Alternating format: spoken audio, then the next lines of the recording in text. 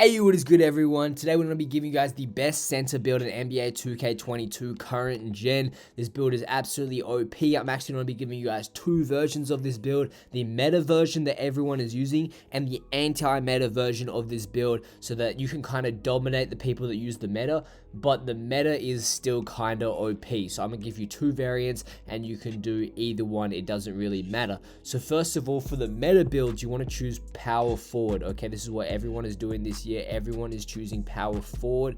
If you want to go the anti-meta version, go center. Okay, so if you want to beat the power forwards, but you don't want to, but you might be slightly less effective on the threes, or if you just want to play twos, then go center.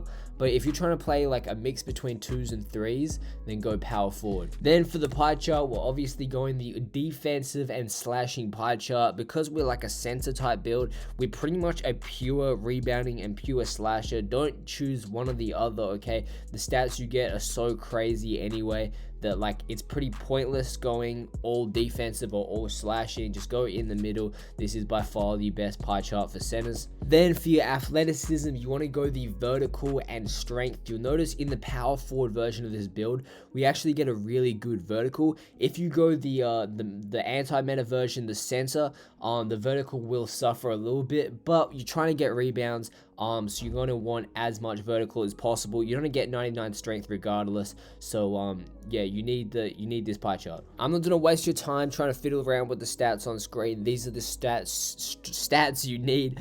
We're going max closeout shot, driving layup to a 77, max driving dunk at an 88, standing dunk to an 89. These are the stats that you'll get if you are a power forward. If you're going the center version, then just max out everything but post hook.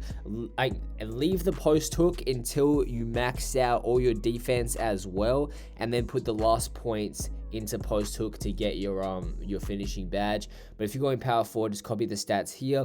Passing accuracy, max that out at 67. Ball handling, max that out at 61. Post control to a 44. The reason we max out our ball handling is because it's so low. We don't want to get stripped too much, and it's going to give us more playmaking badges. Then interior defense, obviously max that out to a 79. Perimeter defense 69, max that out. Lateral quickness, max that out 68. Steal 70, block 83, offensive rebounding 83, and defensive rebounding 83. And that will give us 24 finishing badges, 1 shooting badge, 5 playmaking badges, and 23 defensive/rebounding badges. Just do the exact same thing if you're choosing a center build, but obviously the stats will be slightly different. Now, if you're a power forward, use 6'9" as your height. As you probably noticed that this is the meta. Okay, everyone is going 6'9" in height. It's crazy for contact dunks. It's more like a slasher, to be honest, than a real center. But you get still crazy rebounds, and because everyone else is 6'9", you just horse everyone. Okay, you're snagging boards 24/7, especially on the threes, and it's going to allow you to run the fast break a lot better. Your speed is still not crazy, but it's still a lot better than if you were a 7'3" traditional center, which is what you want to go if you chose center. Okay, so you have the choice between 7'3" or 6'9". If you're 7'3", you can kind of bully these smaller centers. Okay, you're going to be getting probably more rebounds, but it might be a little harder to play threes. It's going to be a little less versatile. But on the twos, on the ones, you're probably going to dominate. So, yeah, choose your height. Now, for your weight, you want to go to 274 pounds if you are 6'9". If you are 7'3", just go till you get 95 strength.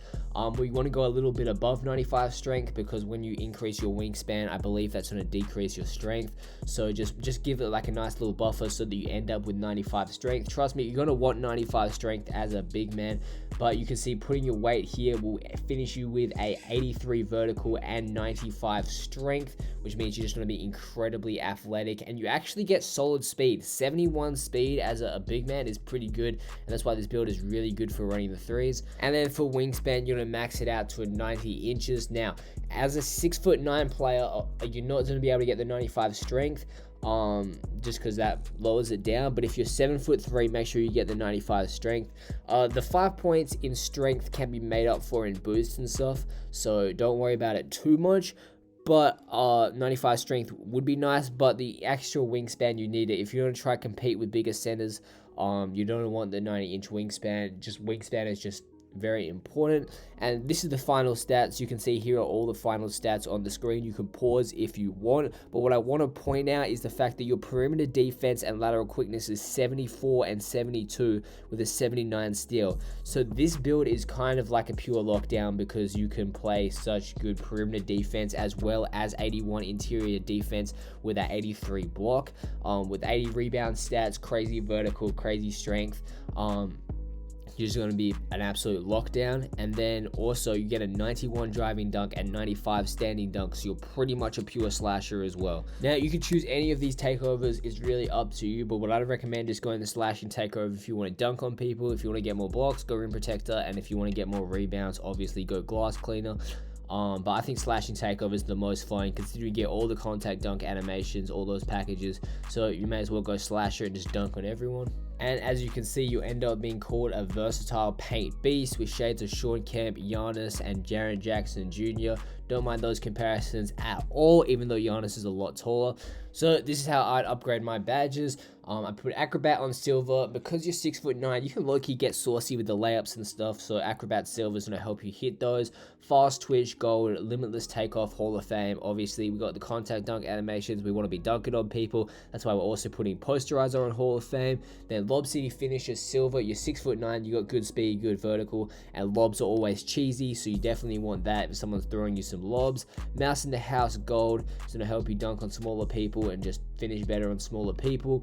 Pro Touch bronze, unstrippable bronze, just some nice little badges to help you with your driving. And then Slithery Finisher Hall of Fame is going to give you some glitchy animations, hopefully let you dunk on some people or at least finish more layups. And then for the defensive badges, we're going Ball Stripper bronze, Brick Wall gold. You can also put Brick Wall or Hall of Fame as an overpowered badge, especially because we have 90 strength. If you're screening some guards, they're probably not fall over when you put a Hall of Fame, or at least you might get it sometimes.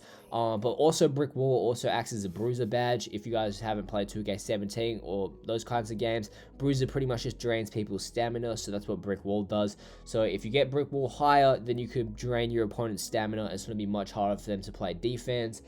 Chase down Artist silver. As I said, the 6'9" build is more of a threes build, but if you went that 7-3 option, I'd probably take off Chase down Artist and put it on Brick Wall Hall of Fame.